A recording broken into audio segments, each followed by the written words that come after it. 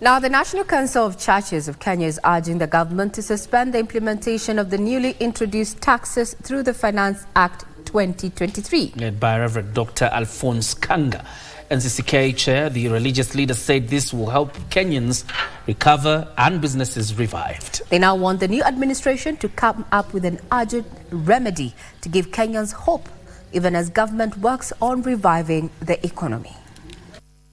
The National Council of Churches of Kenya, NCCK, the Kenya Conference of Catholic Bishops and the Supreme Council of Kenya Muslims in Nairobi have called on the government to fulfill all pre-election pledges to Kenyans to gain public confidence. We remind all political leaders that Kenya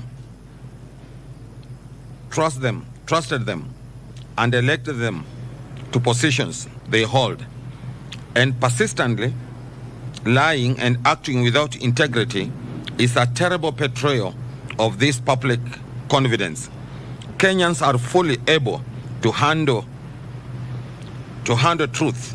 The National Council of Churches of Kenya, NCCK Chairman Rev Dr. Alphonse Kanga, however, urged the government to suspend some provisions in the Financial Act 2023 to ease the tax burden on Kenyans.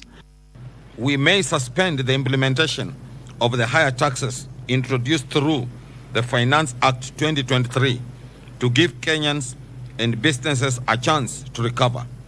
This will actually lead to higher tax income for the government. We suggest that deliberate measures should be taken to reduce expenditure by both national and county governments. The massive wastage being witnessed and flaunted is really heartbreaking for Kenyans who are toiling hard to pay taxes.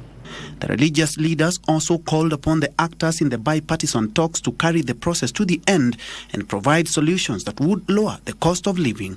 We call upon the actors in the bipartisan talks to carry the process to the end and provide people-oriented solution to the country.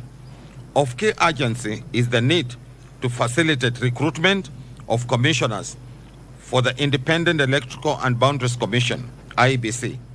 Without a properly constituted IEBC, we as a nation will get into a constitutional crisis if the boundaries review process is not completed within stipulated timelines, a predicament we need to avoid.